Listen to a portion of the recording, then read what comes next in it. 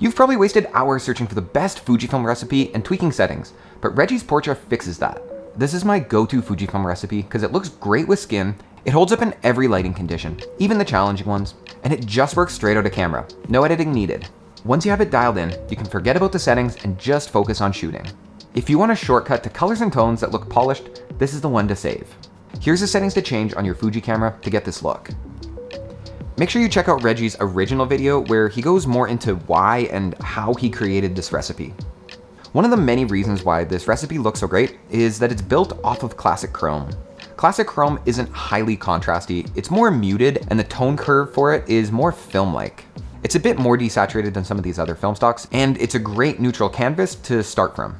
This recipe utilizes the high dynamic range of these Fuji cameras. This expands the highlights and shadow latitude, so these JPEGs can retain as much detail in bright skies, as well as in the deep shadows. And because this is built off Portra, there's a bit of forgiveness and some latitude if you're not able to expose properly in every single image. This recipe lowers clipped highlights and it opens the shadows for a touch of gentle, lower contrast film-like feel. This recipe adds a slight amount of grain to break the clinical digitalness without destroying the details. This also helps reduce the in-camera smoothing and the more aggressive edge sharpening, so the image reads a little more organic and true to life. From what I observe, the color in this recipe isn't overly present, but it's still punchy and it seems to come from the midtones. I enjoy this because it gives you a pop of color while still remaining soft and not overly saturated. A good example of this would have been to shoot a color chart to show you how all of the colors are affected. However, the second best example of this is a photo of my family where we accidentally wore some really colorful shirts. I think this photo is a great example because you can see all of the colors take on a more muted pastel look, the blacks get raised, and the bright whites are softened. In general, when I plug recipes into my Fuji, I do my best to use the white balance that's suggested. However, I find in certain situations I do need to change the white balance depending on the complexion of someone's skin or the lighting conditions, like sometimes in the evenings. I almost always use a bloom filter when I'm shooting with my Fuji camera, specifically the Polar Pro Short Stash Everyday filter. I've had this filter since the day it came out and it lives on the end of my camera.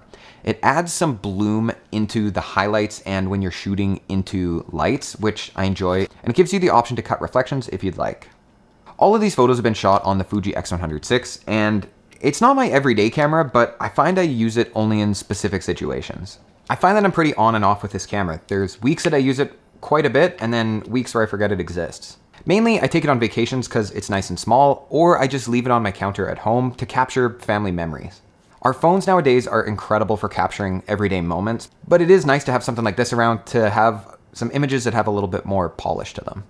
My family grew by one this year, and I found that this camera, and this recipe specifically, has been really great for capturing these moments. Every year, I seem to have less and less time, so it's really nice to have a camera that is so small that also shoots JPEGs that look really great that I don't necessarily need to edit. All of the photos you're seeing I've taken in the past few months. I've gone on some really fun trips, some with my family, some for work. One of them specifically, I actually went to Halifax, Nova Scotia with a brand here in Canada. And my job was to shoot a bunch of reels on my cell phone, and I also brought this camera along because I knew I'd be in some pretty nice places. My friend Victor also brought his Fuji, and funny enough, he was also using Reggie's Portra.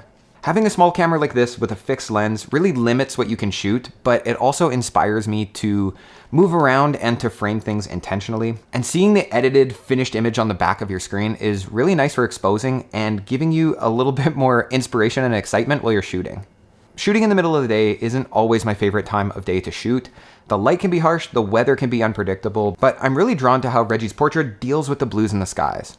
Along with that, also greens. I always have a difficult time with greens.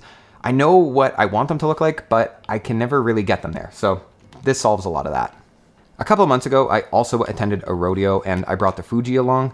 It was great because I got to spend a lot of time with friends, and there was a couple moments where nothing was going on, so I could casually walk around the rodeo, snap a couple photos, and it wasn't intrusive of spending time with friends. Plus, when I got home, I didn't have to touch the photos, and I think they look pretty cool. In this situation, I did find the 35mm on the Fuji X100VI specifically a little challenging. 35 felt a little too wide at times and not wide enough. I do like that the X100VI has this internal cropping feature, so you can see 50 and 70mm while you're shooting. I don't think it's completely optically correct because this is just cropping into the sensor, but it's actually quite a bit of fun when you just want 1 or 2 photos shot at a different focal length. Anyways, I think this is one of the best film simulations for your camera. I've tried a lot, so if you think you have a better one, I'd love to know in the comments. Reggie, if you're watching this video, shoot me a message, let's chat. My name's Davey, thanks for letting me spill the gravy, and the algorithm thinks that you'll like this video right here.